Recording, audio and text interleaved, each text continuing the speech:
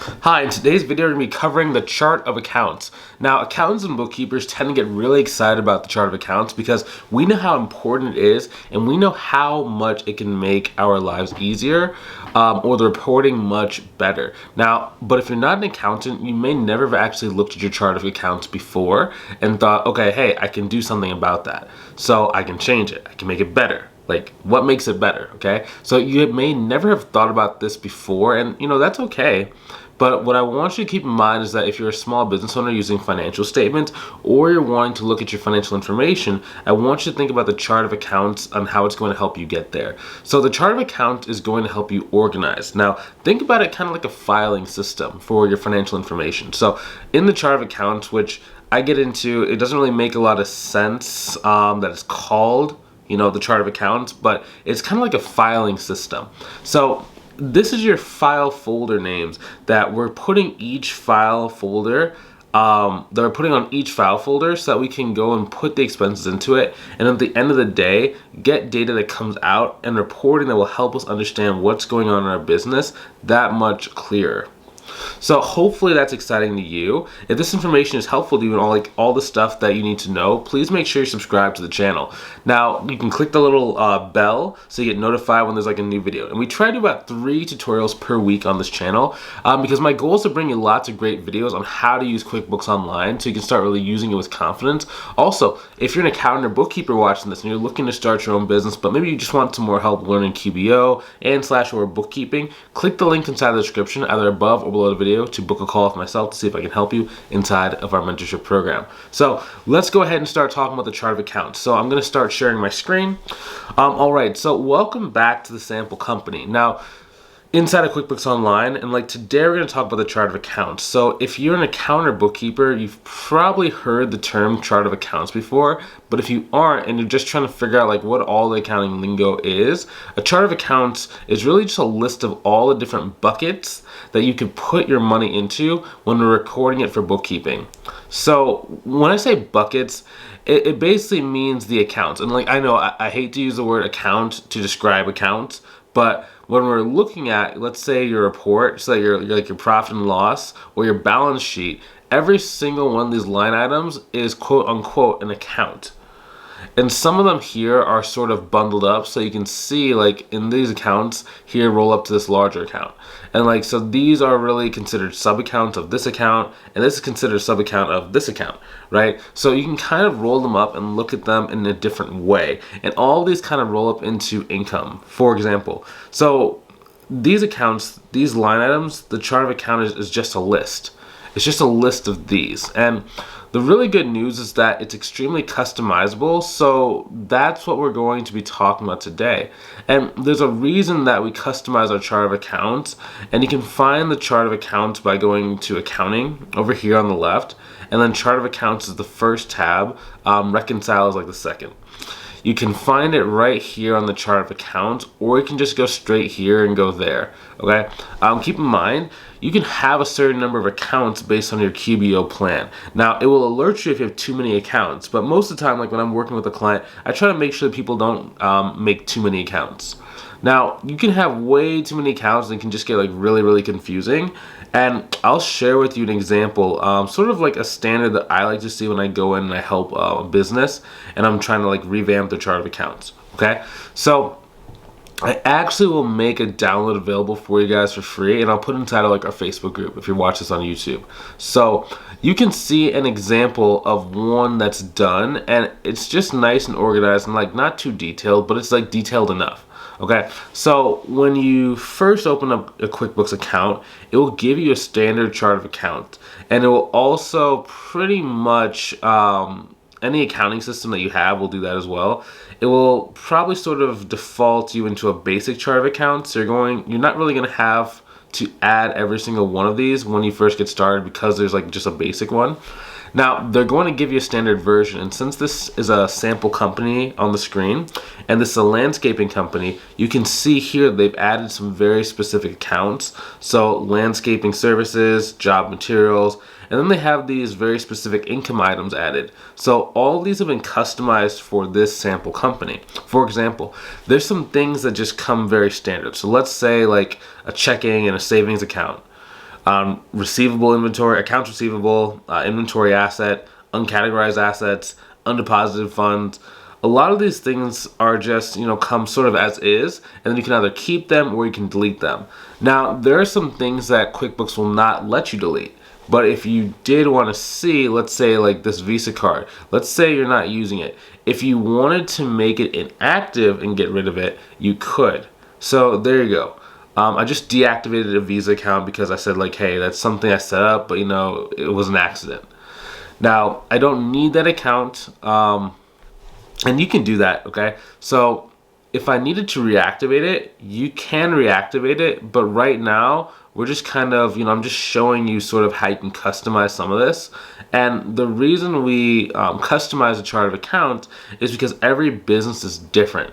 And we can affect how the P&L looks, like how the profit and loss statement looks, if we change the chart of accounts. So we can also do things like organize in a way where like we may have our income line items in a certain order, and then we could have a cost of goods sold line items in the same order. So we might be able to see, if we're selling a product that is maybe say like t-shirts, we could put them as an income line item. And then t-shirt expense or cost of goods sold could also be in the same order. So it could just help us kind of organize and make sure that like things are nice and clear and understandable in the P&L. So sometimes like P&Ls just, they look kind of messy. And so it's a way for us to organize and also make things easier for our eyes and easier for us to just understand, right? So something to understand about QuickBooks Online is how they organize a chart of accounts. So the first thing it will look at is the type, and then the detail type, and then we'll go by alphabetical order from there. Now there's a very standard like order of a financial statement, like income comes first, then expenses, then other income, then other expenses. And then the balance sheet's pretty similar, right? So you're gonna have like assets first, current assets, then long-term assets, then you're going to have liabilities, current liabilities, long-term liabilities, and then equity. And that's why like they first look at type, and then they'll look at detail type in order to order like what you'll see inside like the P&L and / or on the balance sheet. And then it will go by alphabetical order. So you've got the option of adding another way that you can order things, because I personally don't like all of my expenses, especially like when you get into the expense category. Like I don't like the expenses that are in alphabetical order. To me, it just doesn't really make sense. And so I'll show you an example of that like right here. So let's say we're in expenses, and so advertising is right next to automobile, which is right next to equipment rental, which is right next to like insurance, and then job expenses, and then legal and professional fees. And like to me, that's just kind of like messy. It's just out of order.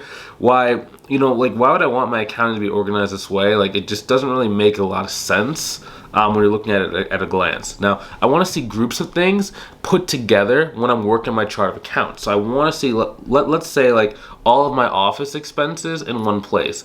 And then I want to see my payroll expenses in one place. I don't want to have like payroll taxes because that's a P, right? So I don't want that showing up in a different place than salaries and wage line items. And that's, because that starts with an S. I really just don't like that, right? So QuickBooks does have a solution to fix that, and I want to show you guys how to do that. So you go up here like towards the gear icon, and then you can go to accounts and settings, and we're going to go to advanced, and there's this section to edit the chart of accounts. Now you can click edit, and we're going to enable account numbers, okay? So previously it was not enabled, and I just enabled it. And then we're going to show the account numbers, okay? So now that we have this ability to show the account numbers, I can go in, and this will become the default of how things we ordered based on the account numbers. So QuickBooks will still look at type and detail type, but it's going to look at number before it looks at the alphabetical order of name. So what that means is that if I go in here and I want to edit my checking account, let's say I'm going to do like number like 1001, and I'm going to save and close. And then let's say I have another checking account, but this is my main checking account, and I want, that other one was just, I have it, but I don't really use it that much. So maybe I just want to add my main checking account. I want this one to come first, and I want this one to be, 1001. Even if I put, let's see if we can mess it up. Okay, so I changed the order, and I put the main checking instead of just checking, but I made the number 1000 rather than like 1001. So let's save and close and kind of see what it does. Okay, so automatically it put it in order here, right? And let's go and see like on our balance sheet what it looks like. Okay, so all right, so you'll see now that this one is ahead of that one. Okay, so the main checking, even though technically this C should come before M, we're going to default to the actual numbers. So what this means is that we can now order our income. So if we want to have a design income come first, and then I want landscaping services, right? But maybe I want pest control services to be like the second in line. I can reorder all these things, and that can be really helpful when it comes to just making the P&L like a lot more readable, and that makes it a lot easier and more useful to make decisions. So what I want to show you now is an example of a chart of accounts, and this uses a standardized numbering system. So again, this is something that I'm making available for free if you download it like inside of our Facebook group. Now, it's not anything that's like proprietary information. It's just something that I've seen lots of business owners use, this type of sort of like general code, and I've seen some modifications on it in general, but overall this is the kind of numbering system that anyone can take and leverage and use for their own business. So there's no like right or wrong to this. It's just sort of generalized, and you will see this practice in a lot of different organizations, and some of them will have slightly different numbering systems, but this is something that I've seen work pretty well, and this is what I use with most of my clients. So over here is just an example of the chart of accounts. Okay, so if you were to export chart of accounts out of QuickBooks Online, it looks something very similar to this. And I've done a little bit of editing here just on my own time, but it shows the account number, account name, type, detail type, and then any notes. I actually put these notes in here so they can be understood a little bit better. And then I've put a general code of what I like to see like over here. So typically I do assets in 1000s, liabilities in 2000s, equity accounts are in the 3000s, revenue of 4000s, cost of goods sold are 5000s, and then like payroll and stuff. For payroll, I usually do like 6,000, and all other expenses 7,000. Like any like miscellaneous, I do like 8,000. Now I've seen lots of people do lots of different things with expenses. Like maybe everything is in the 6,000s, and just they don't want to use 7s or 8 at all. And again, like this is totally customizable to what makes sense for you and your business. So for example, we would just organize as we kind of see fit. So I would organize my balance sheet to kind of say, okay, so I want my bank account to show up first. So I'm going to make this number lower in the next number and then the next number. And then when you have a bookkeeper and they're doing a lot of like accounting, it can make the bookkeeping much quicker by knowing these numbers and doing it like really quickly, especially if you do a lot of transactions towards the cost of goods sold, for example. So just by typing in a quick number rather than trying to, go search for the letters can be really helpful for your bookkeeping. And again, you can line it up. Let's say, for example, you line up your sales with the cost of goods sold that matches. So service line number 1 matching up with like service line number 1. And you can use a similar like numbering system. And this is just something like, again, that I like to see. Okay, but this is where you can really get creative. You can think about like, what do you want to know coming out of the P&L, or what expenses would you like to see grouped together? So here I've put all my payroll expenses like grouped together, and then I have my banking interests and service charges together, and then I have like insurance together, and then my professional services fees are together, office expenses are all together, like rent, repair, maintenance, cleaning, office phone, cell phone, internet, all these things make sense for them to be lumped together, so you can have a very good feel for how much your facilities are costing. Like, how are they costing office supplies and materials like postage? Like these are just, all of your travel are lumped together. And again, this is going to change for every single organization, right? So now transitioning out of the screen share. So what I'm giving you here is just a template that you can take and customize to your exact needs, and so definitely like leverage it for the help, right? I've given you some of the best practices, tips over here, but leverage this and give it to your bookkeeper, or if your bookkeeper, use it, And if you're, I would recommend really working with professionals. If you're like a business owner watching this, like I recommend like working with like professional.